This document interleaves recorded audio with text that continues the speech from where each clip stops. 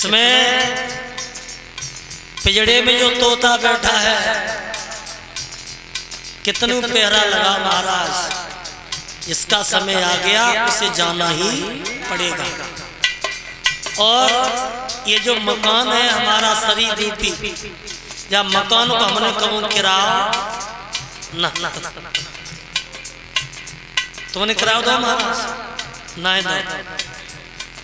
और जब मकान मालिक आएगा तो ये मकान खाली करना पड़ेगा।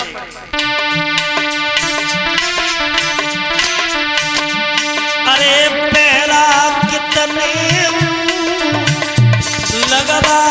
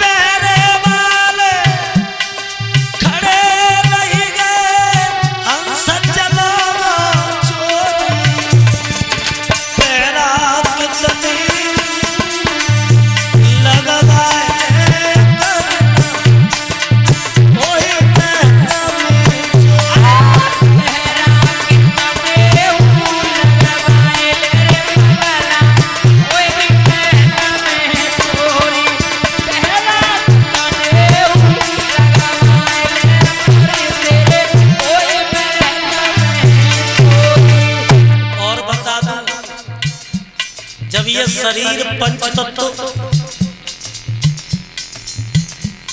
विलीन होता है जब, तब अरे मूड़ पकड़ के मैया रोवे, पैर पकड़ी दना गोरी, मूड़ पकड़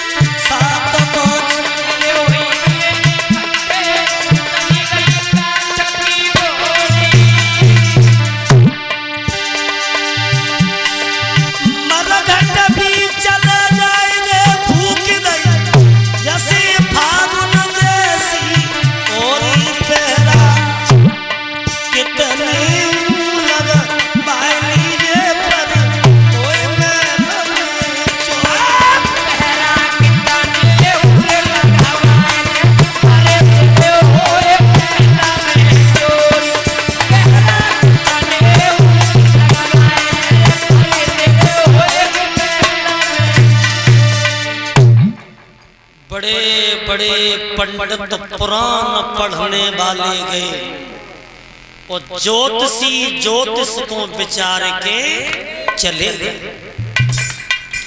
नारद मुन वाल्मीकि संत ऐसे ज्ञानी भये और हनुमान जैसे वीर लंका पजार के चले गए। और कहत विशेष बड़े बड़े वीर भये और जैसे आए दुनिया में सब वैसे ही चले। कोई अमर न तो पांचों पांडवों ने मिलकर के पितामह की लाश का दाह संस्कार किया है। और पांचों पांडव संस्कार करने के बाद जब हस्तिनापुर में आकर के रहने लगे तो इन्होंने भाइयों का पिंडदान किया। और पिंडदान करने के बाद इन्होंने एक राजस्व यज्ञ किया। तो बड़े सुचारू रूप से बड़े धर्म के साथ धर्मराज जब अपने राज्य को चलाने लगे हैं तो सनई सनई वक्त गुजरता जाता है। तो एक दिन भगवान कन्हैया द्वारका से चले हैं और भगवान जब हस्तिनापुर में आए हैं तो धर्मराज की सभा लगी है। और भाइयों, भगवान का चेहरा कुछ मलिन था। भगवान का चेहरा कुछ मलिन था। तो अर्जुन पूछने लगे, प्रभु जब जब आप आते थे तब तब आपका चेहरा फूल की तरह खिलता था, लेकिन आज आपके चेहरे पे जरदाई कैसी छा रही है?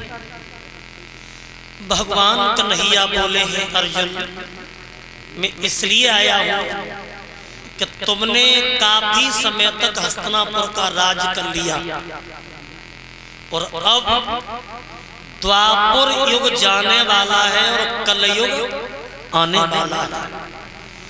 तो हमारी ऐसी इच्छा है कि तुम कलयुग के आने से पहले ही पहले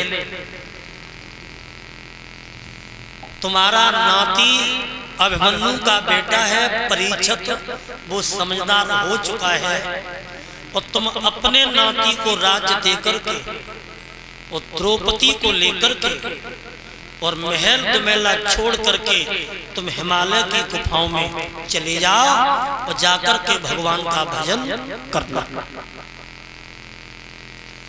पांचों पांडवों ने भाइयों मिलकर के,